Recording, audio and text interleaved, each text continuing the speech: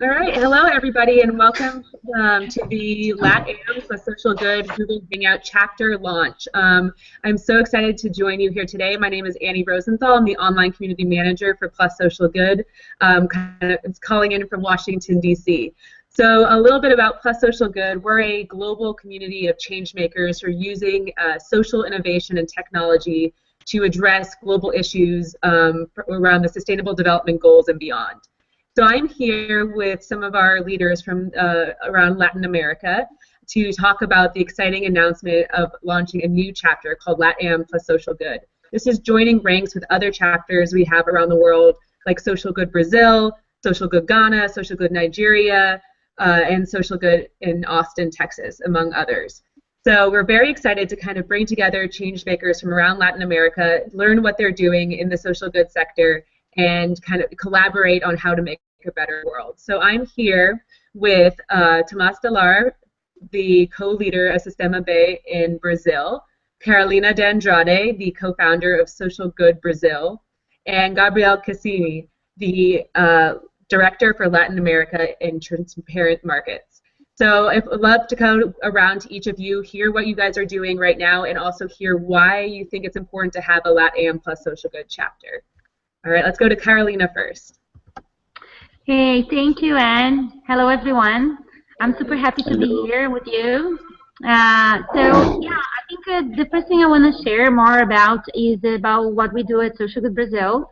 We are a nonprofit, and we exist for around 4 years now. And we got inspired by the Social Good Summit when we were there back in 2011. And then we designed this whole program that is a lot about inspiration and entrepreneurship. So our aim is to leverage a new generation of people that are very aware of their role in society and that they are taking an active role to change things around problems on social problems and environmental problems. So what we've done so far, basically on inspiration and entrepreneurship, we organize annually a big summit that right now is going to be a festival, and everyone is invited already. It's going to be November 4th and 5th this year. It's live stream, Portuguese and English, and so far we had like almost 4,000 people on site and 33,000 people live stream. Tomás is a person who has been in our last summit, and we are super happy to have also UNS and Plus Social Good, all the advisors that have been there as well. And then on entrepreneurship, we've been working a lot with social entrepreneurs in Brazil. And then we run a lab program for entrepreneurs that are starting their new ventures. And so far we have supported 250 social entrepreneurs. And this year we've got a new program that is called Social Good Brazil Camp for entrepreneurs that are in a stage of thinking about how can design growth plans, how they can scale their social ventures. And then we're finalizing this big program with a big event, and then we're making a partnership with Sistema, and Tomás is going to be with us again, so we are super happy. It's going to be August 30 this year. So this is basically the kind of work we are doing here in Brazil, and I want to invite everyone from Brazil that would like to join. And I really believe that the LatAm Plus Social Good chapter is really important because we want to identify new projects. We want more people that are working with social good initiatives that we don't know yet to join this movement. So yeah, so this is for me one of the greatest opportunities we have, collaborating the process that are already working with social good and inviting more people to join.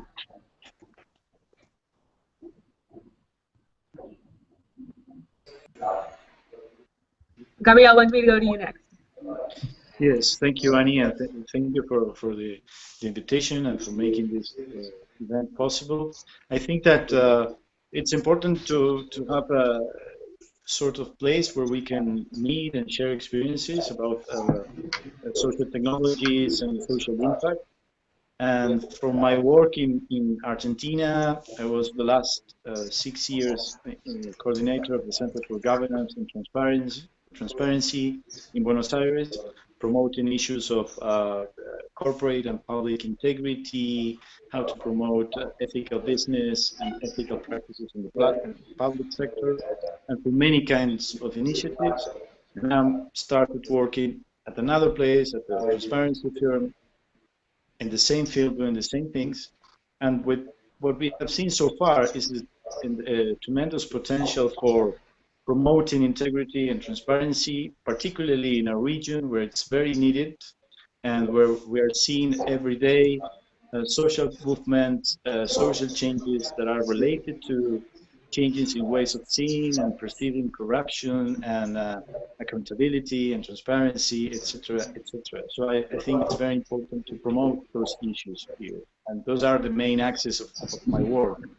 And in particular, we have seen the potential at the intersection of social technologies and transparency initiatives, because social technologies allow to scale up our voices as citizens, as entrepreneurs, as intrapreneurs, as people who are within large organizations and can take this agenda and do something about it. And I think that places like Plus Social Good allow us to show what we are doing and to reproduce our initiatives in other places and to go in that direction. I think that we have done many activities. Collective action, I think, is one amazing tool to foster, and particularly in transparency and integrity initiatives. What are collective action initiatives? Are initiatives which are based on a collaborative and open governance framework. Well, not only people from the public sector, but also from the private sector and civil society join forces to help innovate in the field, in line with the Agenda 2030 of the United Nations, the SDGs. I think it's very important to take into account that not only governments, not only the public sector can change the situation in terms of transparency standards, but also the private sector can be an innovator, can help accelerate changes through social technology and social innovation, and also the civil society. And I think that if all those three axes or parts are united in improving and innovating in transparency and integrity, it's the only way to find solutions that have impact, that can really have a sort of actual change in society. And I think that idea is very interesting. And also it's aligned with other ones, ideas that are related, like open government. We work very closely with the OGP. The OGP has a private sector council where they foster this kind of hybrid kind of collaborations between the private sector, the public sector, and civil society, entrepreneurs, etc. And I think this is the way to go. And particularly in the region where sometimes the governments of the public sector don't have all the resources or all the means to effect change, but at the same time the private sector is also limited. Many times the only way is to collaborate in a very open way. And I think that's one of the main conclusions or experiences that we have derived from our work here, is that the only solution is collaborating all together and taking into account the power that social technologies have to accelerate changes. Fantastic, thank you. And it looks like we have a new addition as well. Say hi to Michelle Arévalo-Carpenter, who's from Impaqto, Quito in Ecuador. And so we'll get to her as well. Michelle, we're just going to ask a little bit about the work you're doing in Ecuador and kind of why you think it's important to bring people together across the Latin America region for this kind of a chapter. But I'll give you a little bit to think about that, and we'll head to Tomás next. Good. So first of all, I would like to thank a lot for the Plus Social Good initiative, because it put together amazing people that now have been working, collaborating for 2 years now, and we have always this meeting at Washington to talk, to meet each other and to know about our initiatives. And it's amazing when we have a global network of people working with social innovation, which means that we have a common goal, we have a common purpose, so it's easy to collaborate and exchange ideas, technologies, and so on when we have a common purpose. I'm part of other global networks like the Global Shapers and We Share, which is focused on collaborative economy. And I think it's amazing to have this coming together, and now that we have like social media to foster this communication and collaboration in a distributed way. And I truly believe that these are amazing initiatives, but we don't need exactly big organizations to begin that. As well, we can begin ourselves with a common purpose, to our groups of people joining and working together to foster a new economy, because specifically in our region, Latin America, we have to change a lot. We have so many social and environmental challenges, and those challenges will be only overcome if we collaborate in a deep, deep level. A thing that is very difficult to see in the market, right, in economy in general, because the logic of the market is based on competition, and it's very, very difficult to see big companies to collaborate. So I truly believe that we are coming to a new era. This era is based on this web, which is the web 2.0, where people collaborate, exchange, copy, edit, and remix everything. So we have to use that power that we are using now to make really a change in society. This is the first. The second is I just wanted to share a little bit about what I'm doing. So here in Brazil, I'm co-leading Sistema B, which is the global movement of B Corp here in Latin America. And B Corps, for those who don't know the concept, are people that use the business as a force for good, basically, but it is as well a network of companies that believe that through the consciousness of their impact on society and environment, they can bring new ways to develop new businesses, new types of services. So the big idea behind B Corps is to self-evaluate with an online tool that we use. So it's the B Impact Assessment. You can just put in Google and you can see it. And with this tool, you can understand how can you use different tools and different collaboration to change society into a better place. With that, we are working a lot now with an initiative called Rio Plus B. It's an initiative that we call it a pre-competitive initiatives on the business market, because we are bringing several companies that believe that through new types of business models, they can start to deliver to society services and products that are already beginning to change the city for a better place. That's why we call Rio Plus B, and the B is for benefits. So we truly believe that the companies of the future are companies that start from now to see how all the products and services and all the internal operations, they have a new type of approach, a systemic approach, where you can deliver benefit to society while you can still keep profit. So profit is a good thing, but the way you get the profit is a very important question that we have to rethink about it. And I think it's a good thing to bring businesses to talk about it. And that's what we're doing with the help of the City Hall of Rio de Janeiro and Ellen MacArthur Foundation as well, which is a big foundation and partner of Sistema B that works with circular economy. And with all of that, we are putting a very big party, a very big festival, and a very big event. So we're calling it Colabora America. This event is in partnership with We Share, which is the big global community of sharing economy and collaborative economy. And in Colabora America, we're going to address themes as circular economy, collaborative economy. We're going to bring indigenous leaders from Latin America, Brazil, Chile, Uruguay, and possibly Ecuador, for them to bring their vision on how they use, for example, the concept of property, how they use the concept of common goods, water, land, the food that they get.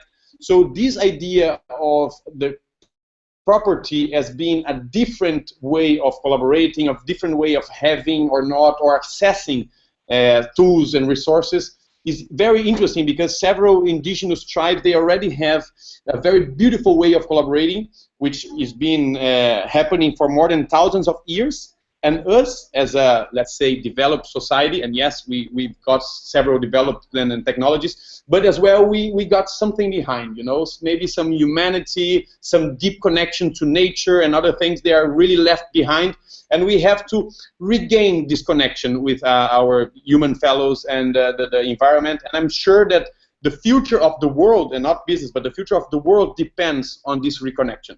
So this is what we're going to talk about in Colabora America. So it's a festival on new economies. It's going to be held on the 17th to the 19th of November, and everybody can take a look. It's colaboraamerica.org, their website. So basically, it's that. Great, thank you so much. And now over to Michelle, if you are still there.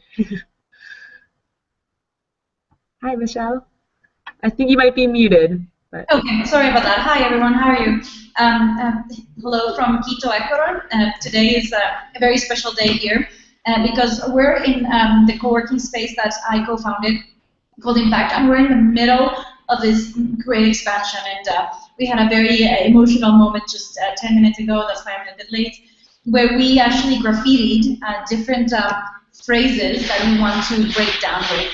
I think that many of the Latin American countries that depend on oil extraction have been very much hit by the price of oil going down. There's crises everywhere. There's pessimistic thoughts everywhere. And what we did was we graffitied these words and we just tore down that wall. So it was fantastic to do it. But thank you so much for taking this time to listen to us. I can tell you a little bit about how we see Latin America. Because we want to change the history of Latin America from a history of incredible potential lost to incredible potential fulfilled. The potential that we see that could be lost has a lot to do with the polarization, the political polarization that we're seeing across the continent. You know, we are also seeing that the usual left-right political thinking, instead of being a useful framework to think through problems, has actually become a problem itself. And what we see is an entire generation of change agents that wanted to make a difference, that want to solve problems without a space to act. And what we're trying to do, at least here in Ecuador, and I think that very much Carolina is doing, Ruben is doing, Tomás is doing, Gabriel is doing, is offering this safe space within the center, where you don't have to be an evil corporation or a wonderful NGO. You can be a big corporation, or you don't have to be for left or for the right. You can actually start a business, find market-driven solutions to problems like to challenges like the global goals. So this is what we're trying to change, and I from hearing the different interventions and the really inspiring things that different social good connectors do, this is the little fabric that we're trying to weave, trying to make sure that all these young people that want to make a change have a space to act, have a space to grow, and of course, make a really big impact. Have this, go beyond ambition and try audacity to think that a different world is possible, and definitely a different Latin America. More specifically in Ecuador, I can tell you about what we're doing. In Ecuador, we founded a couple of years ago the first co-working space. We were told that this was crazy, Ecuador is too small, people are too traditional, and there's no way this will work. And it worked. We were actually very radical in the way we were thinking. No cubicles, no CEO offices. We were very, very, thick-headed, in the way we wanted to do it. And it's working out. We're actually expanding now, and we're actually going to expand very fast. In the next couple of years, because what we're finding is that young people want to break down old structures as well. And this includes the way an office is built. This includes the way you connect with people. This includes also the openness to say, hey, maybe I can learn, as an artist, maybe I can learn something from this accountant. And the accountant can say, hey, maybe I can learn something from this graphic designer. These networks that we're weaving, are actually making huge differences. In a year of crisis, Impaqto, the co-working space that I co-founded, is the only place where hiring happens every single day. And you know, we can also see that we're solving things like unemployment, things like water problems. There's an entire group. Yet last night there was a group around education innovation meeting up. So that's what we do as Impaqto. Of course, we're not doing it on our own. We really are pushing our ecosystem. Our context has to change because we can't be an island. We are, what we're doing, sorry, building next door. So what we're doing is focusing also on supporting international structures. So we are one of the representatives of the promoting group of Sistema B in Ecuador. We certified as the first B corporation of Ecuador as well, and then 1 week later another one, and then we're hoping that we're going to be certifying another one very soon as well. And what does this mean? This means that there's others like us, very well established large companies that were founded by families or visionaries that are also saying, hey, you know, I don't want to be bucketed as an evil corporation that wants to do evil for the world and just look for profit. I also want to be part of the movement. I also want to be part of the change. And this has been key for us because we could have always taken a more polarizing discourse. Oh, you know, this is just us, we're the cool ones, we don't want anyone else. But instead, we've actually invited very large corporations, businessmen that are very traditional, to maybe invite them to see things the way we're looking at. And we've had incredible success as well. So Sistema B and the B Corp movement has been fantastic and phenomenal and a key cornerstone of the work that we do. The other part that we're trying to do as well, and I think that this has tremendous potential, is to bring the good news that impact investment in Latin America has grown 12-fold in the last 5 years. This is the largest growth of portfolios of impact investment anywhere else. So what we are seeing is also another problem, that there's all these funds that want to invest in businesses that solve social and environmental problems, but there are not enough social and environmental businesses that have grown enough to be able to accept capital. So this is a challenge that we're taking very seriously, and we're articulating ourselves with different incubators and accelerators for social businesses around Latin America so that we can actually provide a better pipeline for these funds. Again, potential lost, right? We want to make sure that this potential is fulfilled and that all these funds that are there waiting to support the social and environmental businesses are actually making making what they're supposed to be making, creating new impact, funding these businesses. So these are the 3 areas that we're working on. We're very excited to be part of this group. We love everything that Gabriel, Tomás, and Caro do, and we're constantly inspired by what you do. But I think we can do more. We can always do more. So any suggestions, questions, or ideas are more than welcome. Great. Thank you so much, everyone, for kind of sharing the work that you're doing. It's so inspiring to hear you guys say collaborate over and over again and about creating that kind of space for people to come together across sector. I mean, it's how we're going to create the world that we want. In the Plus Social Good community, we talk a lot about the year 2030 as both the end of the Sustainable Development Goals and also just kind of the vision that we see for the future. I want to kind of open up the space now for you guys to talk a little bit kind of amongst yourselves, but kind of with the question, what do you hope to see for the world by the year 2030? What are the innovations you think that are going to be getting us there? What are the movements that we should be paying attention to in Latin America and on the global stage? And then, any questions that kind of come to your minds as well. So anyone who wants to jump in. I want. Just because I was the first one to talk, and then I was listening a lot from Tomás and now from Michelle, and I think I don't know if I'm gonna go to the topic you just asked, but I had this amazing feeling how great it is to be part of this Plus Social Good community, and how we can, and then maybe the future that I envision is much more collaborative.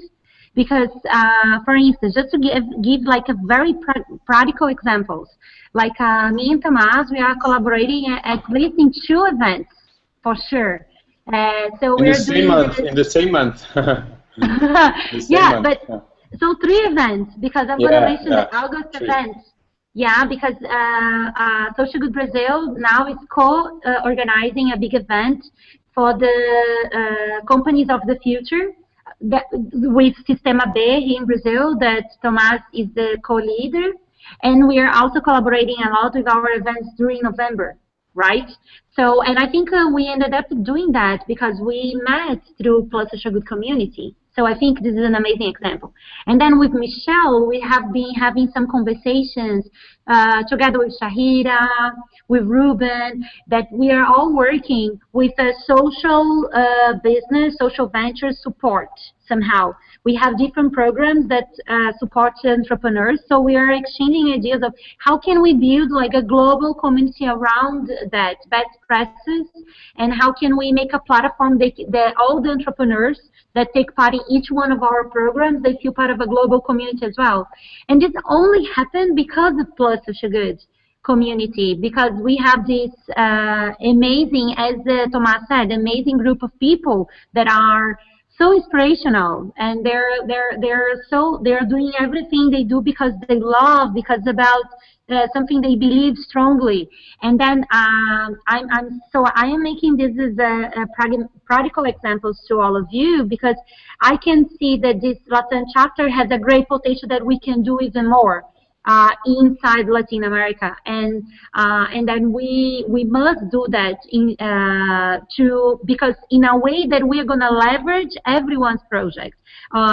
We can build on new projects, but we can leverage. And then so from what Michelle said about what the youth and what new generation are thinking in Ecuador about the future, we are going through the same kind of conversations and feelings in Brazil as well.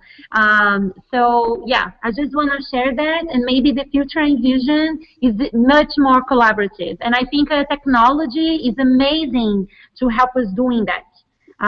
Yeah, so this is how happy I was when I was listening to all of you. I'll jump right after Carol, because I totally agree with her. And one thing that I would like to discuss and bring to the table is the blockchain technology, which several experts and specialists are talking that it will bring a revolution as deep as the internet brought on 2001, when the internet became 2.0, right? When we started to collaborate, and this user-generated content internet, as we call it, right? So the blockchain, it's a technology that runs down the Bitcoin and enables Bitcoin to be what it is. But the most interesting thing is that the blockchain is a protocol and a technology that enables people to see what people are doing as a value, are collaborating, are creating, and this register all the movements and exchange and transactions on the web in a very open and transparent way, which is more safe than any other type of technology for transaction safety.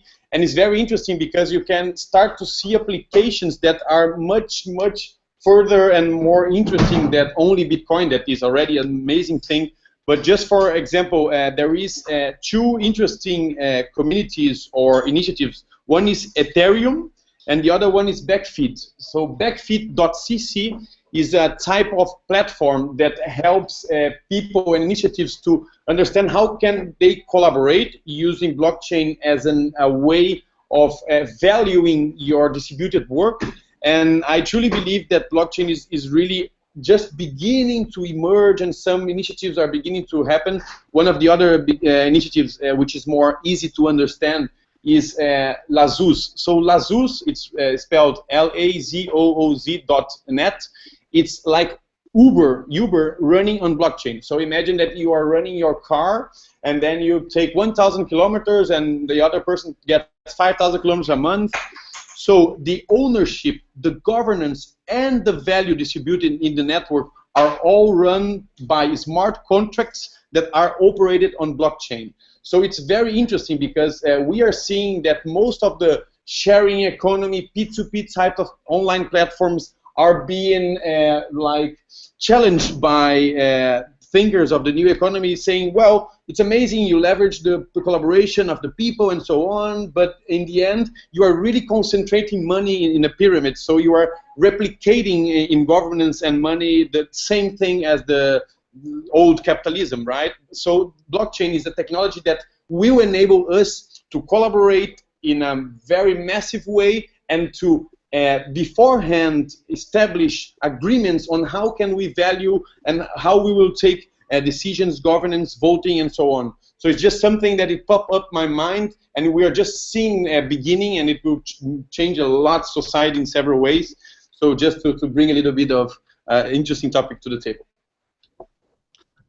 Hi, I love that Tomás brought up blockchain and technology as well, because this has a lot to do with the events that Tomás is mentioning, the Colabora America. We have a fantastic opportunity to create and build bridges between this technology, because what is technology? It's just a tool. It's not an end in itself, right? So we have a fantastic set of tools, but this time around, we can actually surpass all these governance problems, the centralization of knowledge, and so on and so forth, and we can actually ask those people that have traditionally, for centuries, been working around the sharing economy, and that understand collaborative ownership, for example, as the natural way of doing things. Just as I was the other day talking about, why Ecuador? I mean, Ecuador is kind of small, small country. We have taken a little bit of time to develop, constantly overthrowing presidents, although we've had 10 years of a little bit more stability. But still, why Ecuador? And I was saying, hey, this is a fantastic laboratory, because Ecuador, unlike all of its other partners, never had a civil war. So all of these kind of like idealistic thinking that was happening around shared ownership and cooperatives and associations have actually taken roots very deeply everywhere in the country. If you go to the deepest town in the jungle, you will find that one mother of 5 children will belong to at least 5 or 6 associations and is an active member of one cooperative. What does this mean? This means that we have a fantastic 3 or 4 generation tradition of understanding the collaborative economy, cooperative ownership, and if we could pair that with this tool that is the blockchain, with all these other amazing tools that come with naturally the technology, we could really make a difference as a continent, as a region. So I think that there's a lot of things to be excited about. And I very much thank Tomás for bringing that up. I have a couple of things about Carlos mentioning as well that are really exciting, but I just wanted to make sure that these two couplings are happening.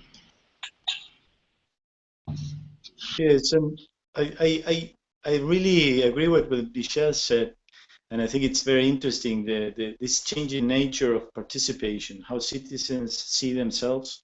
And sometimes old ideologies or ways of seeing polarizing things are not working anymore, especially in younger generations. And I think technology is the right way for this change to happen, because people, I mean, the nature of citizenship is changing. People participate in this public sphere through social media, through digital platforms, and other similar tools.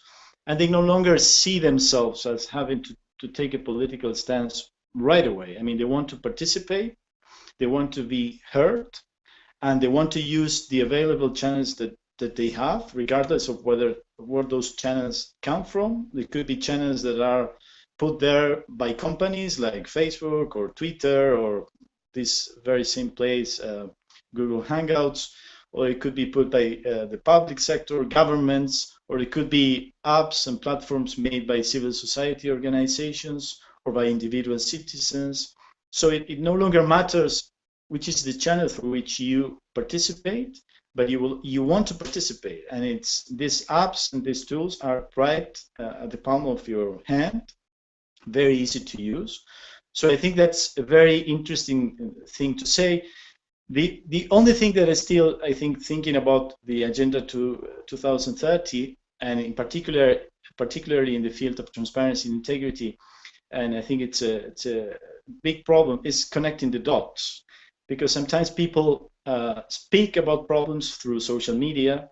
Governments have these very fancy places, open government places and platforms where the politicians send messages, but what the citizens say is not heard by politicians, and what politicians say is not heard by citizens.